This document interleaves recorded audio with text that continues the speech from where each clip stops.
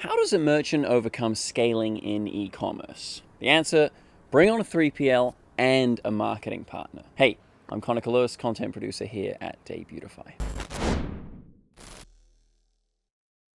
So in this video, we'll be covering two things. Firstly, the future potential problems in fulfillment, and then what actually is a 3PL and why it's so incredibly useful, plus how to choose the right one.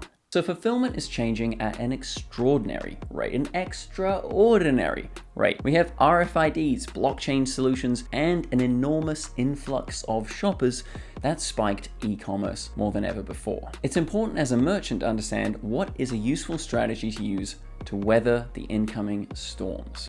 Okay, so now let's take a brief look at the future of fulfillment. So just quickly, for those who don't know, fulfillment is the process by which a product is delivered to le customer. Is this personally handed to them in a store? Is it drop shipped through someone like DS's? Is it delivered by a carrier like DHL? Or is it fulfilled by a 3PL, standing for third-party logistics? A 3PL being an all-in-one system for inventory and delivery. So they're responsible for storing, auditing, and distributing your products. Important point to understand, if you want to get your product to a customer through a brick and mortar store, you're looking at 3 times the square footage of inventory space than if you were to go through the e-commerce channel. Plus, you got to pay the lease on that building.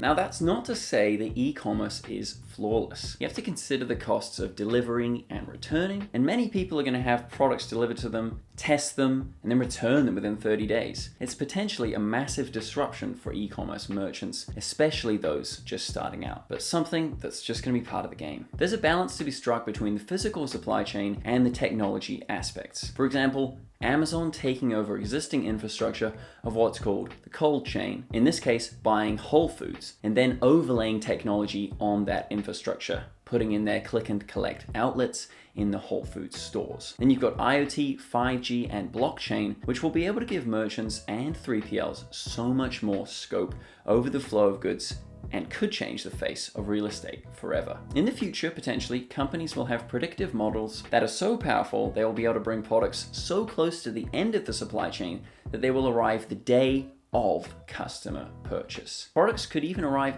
15 minutes after ordering or even before you knew you needed a replacement. For example, you might see an IoT device in the bathroom that lets merchants know when you need new toothpaste or toothbrushes. We also have the increase in omni-channels, something that Shopify is looking quite closely at. Omni-channels include ordering online, picking up at the store or the curb, ordering online but having the goods shipped to the customer from the store, and ordering online but having the goods shipped from the warehouse to the customer. These are all fulfillment paths that are shaping up to be a bit more of a familiar option for customers and merchants.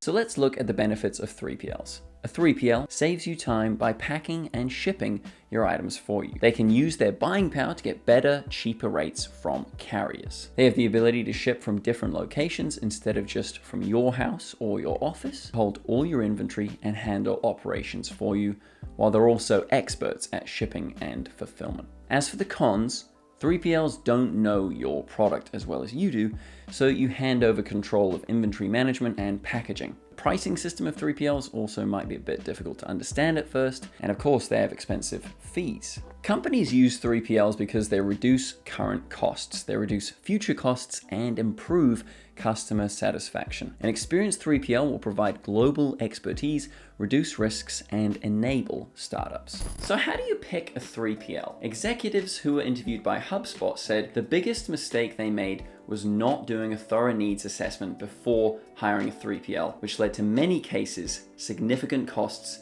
and increased missed opportunities down the line. A third of firms will even hire a consultant to help them select a 3PL. The reason for this is just to gather data on the 3PL's operation before getting into partnership that doesn't really help you scale. Many companies will use resources down the path of switching or starting to work with 3PL. Site visits are a must for both sides. 3PL needs to understand your business, and the merchant needs to get a sense of the 3PL's culture and their technology. Steve Banker, Vice President of Supply Chain Services at ARC Advisory Group, says to pick a 3PL using software intelligence. Examples include more optimal task assignment, bulk processing activities such as order item consolidation through the use of put walls and other means of reducing low value activities while maximizing labor resources. Good 3PLs are incredibly efficient, and there's a ton of buzzwords to come with it. To understand how advanced a 3PL is compared to operating yourself, I want to summarize some of a 3PL's core responsibilities. So there's actually a lot of responsibilities. These guys handle everything: transportation, private fleet management, freight bills and audits, warehousing, labor recruitment and management, global services like air freight, customs, container consolidation. And then you've got IT, EDI, electronic data interchange, CRM, TMS, transport management systems, and WMS, warehouse management system.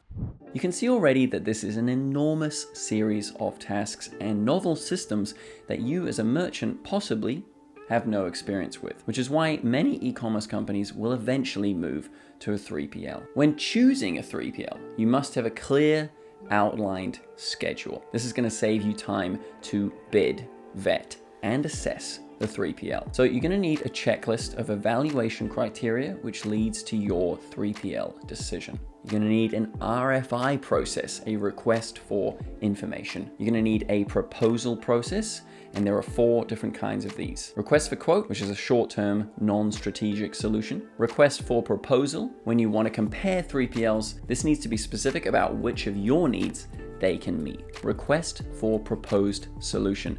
This is when you ask the 3PL to handle everything, conveying your business to them and asking them to come up with a tailored, personalized solution for you. And then request for partner, for when you want the 3PL to become a strategic partner for integrated services. You can watch as many webinars and read free ebooks and listen to, e-commerce YouTubers, but you actually need to go to the warehouse. If you're serious about e-commerce, you should understand that supply chain is a serious business and a serious business decision for you. It's your bread and butter. How are you going to get all those groovy dropshipping products to your folks? Now, just being in the warehouse is going to give you a lot of insight. Is it clean and well lit? Are there whiteboards articulating stock turnover? Are they using visual management techniques? If you can't get to the warehouse in person, look up reviews, ask around in community pages, try to gauge how others have enjoyed or endured working with this 3PL. So what are you going to be looking for when you go to the warehouse? You want to push through the 3PL's management team's rhetoric of Lean, Six Sigma, and Kaizen, and try to actually notice these methods in the workers themselves. So these philosophies are essentially workflows that encourage a workflow to be improved constantly. But remember, the 3PL can just pay lip service to these ideas without really using them, so you have to double check the processes are actually in place.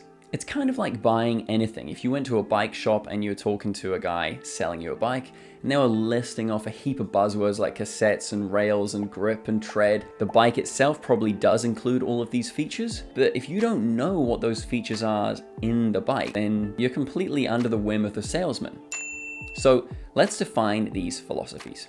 So Lean focuses on waste reduction, whereas Six Sigma emphasizes variation reduction. Waste would be if a product had to be returned, so you've got dead transit and time to organize a return. Variation would be when a process lacks consistency. A good 3PL aims to find the best processes and keep it that way, unless you can find something better, and that is where Kaizen comes in. So Kaizen was adopted in Japan after the Second World War. It introduced positive change in the process of production, primarily by reducing waste. In Kaizen, you start small and iterate through the positive changes. Kaizen recognizes that goals are met through systems and a constant improvement of those systems. In English, it literally just means to become good through change. Now, let's get back to Lean. The 8 pillars of Lean can be remembered with the Tim Woods acronym: transportation, inventory, motion, waiting, overproduction, overprocessing, defects, and then skills. Skills being underutilization of skills or creativity. But plenty of companies have adopted Kaizen and Lean Six Sigma in order to encourage these positive change cycles. So how are you going to be effective? You might be thinking that you're doing fine as it is, and you can keep on fulfilling orders yourself. Of course, if you do things yourself, then you're going to learn the details over time. But remember that the 3PL market share is 1.1 billion USD. There are tens of thousands of people who do this full-time over an entire career. So be sure to consider the Pandora's box you're opening if you want to continue to fulfill orders yourself. I knew exactly what to do, but in a much more real sense, I had no idea what to do. There's a lot of complexity here. Are you going to use one or more fulfillment centers? What's your strategy for slotting the inventory within the facility? How do you address the variation and velocity of your business? For example, direct to business, seasonal spikes through demand from a new sales channel. You're going to need to be in a position where you can constantly improve. The ways that you deal with a single item shipment compared to the volumes of multi-item shipments could be vastly different in terms of your approach. You're going to want to find somebody or a team of people within the 3PL who can do different picking styles and different waving styles. You need pick bin replenishment capabilities, random slotting, packing and shipping areas. What are the considerations for multiple line items in an e-commerce order? Sorry for the jargon overload. So let's narrow this down. When you're dealing with 3PLs, you need to remember that they are specialists. This process is so you can focus more on your company, marketing, product lines, and anything else that you want to do with your time as a brand owner. Put your attention on outcomes, not transactions. Similarly, on the what, not the how. So you don't want to micromanage. Trust the 3PL to find a way to complete the business demands and have clearly defined and measurable outcomes. You're now moving to becoming a client yourself, so you need to collaborate with the 3PL and not boss them around. Provide the 3PL with the tools and the authority in the decision-making to make strategic investments to optimize the business, which in turn is, of course, your business. So yeah, that's probably us. I hope you learned something about 3PLs. Thanks so much for watching. Have a fantastic day. See ya.